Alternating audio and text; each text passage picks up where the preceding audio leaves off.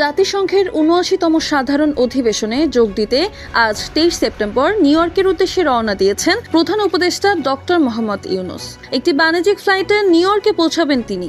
শুরুতে ৭ জনের কথা বলা হলেও তার সফর সঙ্গী হিসেবে থাকছেন ৫৭ জন। অথচ শেখ হাসিনা আমলে তার সফর সঙ্গীর তালিকায় থাকতেন ১৫০ থেকে ৩০০ এরও বেশি কর্মকর্তা, ব্যবসায়ী, দলীয় নেতা থেকে শুরু করে সাংবাদিকরা।